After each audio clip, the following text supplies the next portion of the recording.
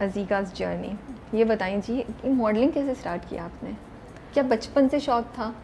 बिल्कुल भी नहीं। बिल्कुल भी नहीं। बिल्कुल अच्छा, भी नहीं। ये वो कहानी नहीं है कि मैं शीशे के सामने खड़े होके प्रिटेंड करती थी, हील्स पहन के वॉक करती थी, ऐसा कुछ नहीं? ऐसा कुछ भी फिर नहीं था। कहाँ से आप इस फील्ड में आ गई? हाँ, मुझे सिट्रस टैलेंट ने एक्चुअली फ़हद हुसैन ही आस्क्ड मी टू ऑडिशन कि तुम कमर्शियल्स वगैरह करो, ये वो। मुझे बिल्कुल इंटरेस्ट ही नहीं होता था, मैं चाहती नहीं थी। 1-2 साल उन्होंने बुलाया, कुछ मेरे फ्रेंड्स थे वो इंडस्ट्री के थे।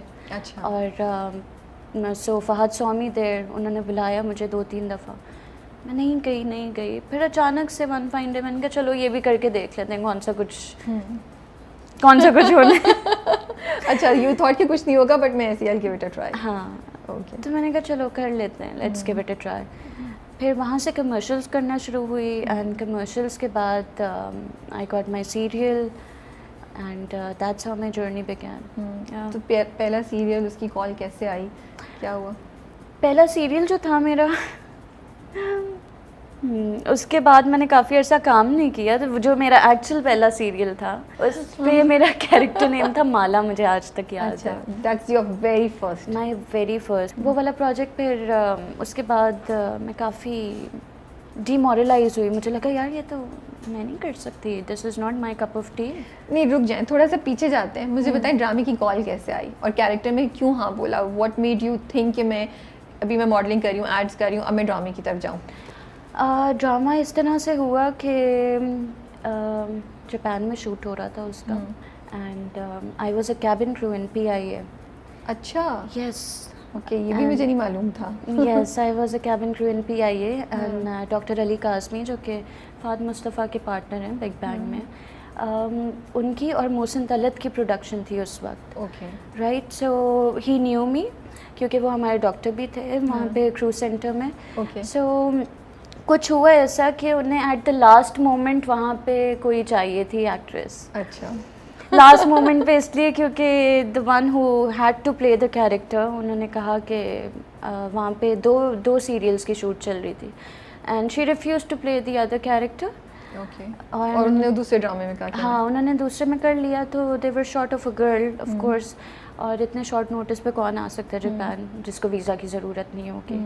So yes, I was called and मैंने कहा ड्रामा, वाओ, एक्टिंग करूँगी मैं खुशी खुशी चली गई। लेकिन एक्टिंग करना आसान बात नहीं है, ये मुझे वहाँ जाके पता चला। अगर उससे पहले कोई एक्टिंग का एक्सपीरियंस था, कमर्शियल्स कर रही थी, तो डर नहीं लग रहा था? बहुत लग रहा था, जापान में शूट हो रहा है और सब कुछ, और मैं तो एक्साइटेड गई थी, डर भी लग रहा था। बट हाँ, पहला सीन करते ही बहुत, मैंने कहा ओह गॉड। तो क्या हुआ पहले सीन में? बहुत बुरी एक्टिंग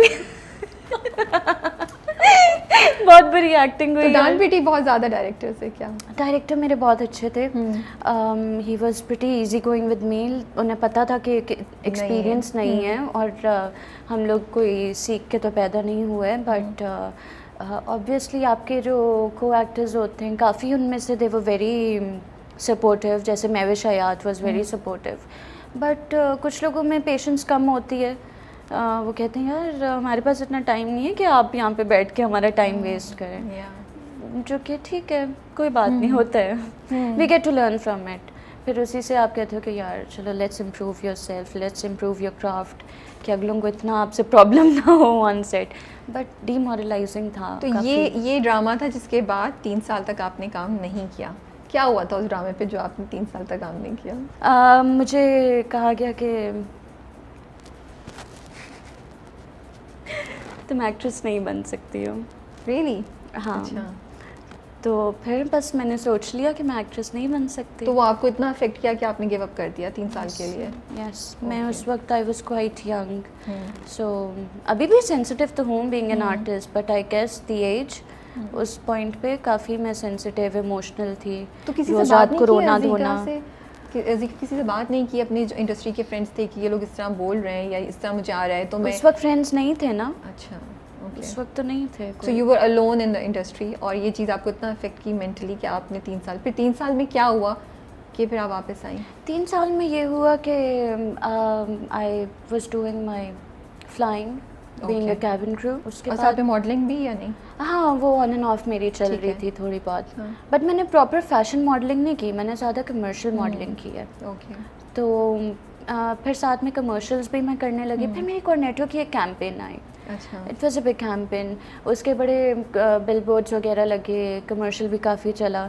फिर मुझे जियो से कॉल आई अच्छा। For another soap, Okay. छोटी, ओके। जिस पे मेरी मुलाकात हुई। एक्टिंग तब भी नहीं आई थी मुझे, ओके। ठीक है, ऐसा नहीं I कि like 3 that साल she's being बाद। so honest. मैंने नहीं देखा वो ड्रामा, इसलिए मैं कुछ नहीं कह रही कि उसमें की कैसी एक्टिंग करी थी, बट मुझे ये बात आई एम अप्रिशिएटिंग कि आप बहुत आप ये नहीं कह रही कि नहीं मैं तो अच्छा करती थी, लोगों को समझ नहीं आ रही थी। आप कह रही हैं कि आपको लग रहा है कि आप में ही थोड़ी सी ज़रूरत थी बिल्कुल थी। इम्प्रूवमेंट की। इम्प्रूवमेंट की, I had to learn the craft. I am just being nice. Thank you for being so nice. तो फिर ना क्या हुआ कि उस सेट पे भी एक्टिंग तो नहीं आ रही थी मुझे, ऊपर से नेगेटिव कैरेक्टर। ओके। सोचें, हाँ। यानी कि you had to perform. Yes, there was no other way. Yes, अब मैं डायलॉग बोलूं तो डायरेक्टर कहे मुझे मोनोटोन है। अब मैं रियल लाइफ में बोलती ऐसे हूँ, अब मुझे समझना है ये क्या हो। तो डायरेक्टर भी ये कहते हैं यार ये करके वो चले गए। अब मैं ना जाके मेकअप रूम के साथ वाले रूम में चुप करके बैठ गई and I was like really upset कि यार ये तो फिर से वही सब हो रहा है। यासरा रिजवी आई वहाँ पे, okay. She was a part of that cast as well. Okay. उन्होंने कहा क्या हुआ है, ये मेरी उनसे पहली मुलाकात थी। उन्हें डायरेक्टर ने कहा यार इसे कुछ सिखा दो, इसे बिल्कुल नहीं आ रहा। अजीका, आई एम सो इम्प्रेस्ड, आप इतनी ऑनेस्टली बात कर रही हैं, मैं हैरान हूँ। कोई नहीं करता ऐसे इतनी ऑनेस्टली बात। रियली? हाँ, मुझे नहीं लगता। यासरा ने फिर एक चार्ट पेपर मंगवाया, एक मार्कर मंगवाया, और उन्होंने कहा अच्छा तुम्हारा अभी जो मसला है ना, हम लोग डायलॉग्स पे अभी करते हैं, उसके बाद एक्सप्रेशंस पे हम लोग लेटर ऑन आएंगे। उन्होंने चार्ट पेपर पे मुझे पूरा ग्राफ बना के दिखाया कि किस तरह से आपको डायलॉग डिलीवरी करनी चाहिए। एक मिनी वर्कशॉप मुझे दी उन्होंने। वाओ। और आज तक मेरे पास वो चार्ट पेपर पड़ा है and I can not thank her enough कि she was such a big support.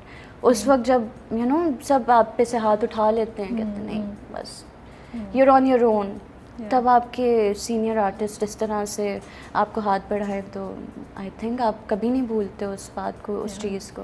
डंग पे भी मैंने उन्हें याद दिलाया, मैंने कहा यार आपको याद है ना? हाँ, क्या कहा उन्होंने फिर? उन्होंने कहा हाँ मुझे तो याद है, तुम्हें भी याद है। मैंने कहा how can I forget, I can never forget that, you were so kind to me, so nice to me, and she still is, she is a wonderful person and an actress to work. बिल्कुल। हर scene में आप उनसे कुछ नया सीखते हो, कुछ ना कुछ। तो उन्होंने कुछ बोला कि अब देखो तुम कितना अच्छा कर रही हो और आई एम सो इम्प्रेस, या कुछ तारीफ की उन्होंने? अब वो तो नहीं ना मैं बताऊंगी। फिर कहेंगे अपने मुंह मियाँ मिट्टू बन गई। आई वांट टू हियर उन्होंने क्या बोला, बिकॉज ओके इसलिए क्योंकि उन्हें कितनी खुशी हुई होगी ना कि उन्होंने आपको थोड़ा गाइड किया था and then here you are today. I hope so. उन्होंने she had good things to say, या she was very nice, very sweet. उन्होंने कहा देखो अब तुम you have come such a long way. मैंने कहा अगर आप जैसे लोग मुझे ना मिलते तो मैं शायद नहीं आ सकती थी।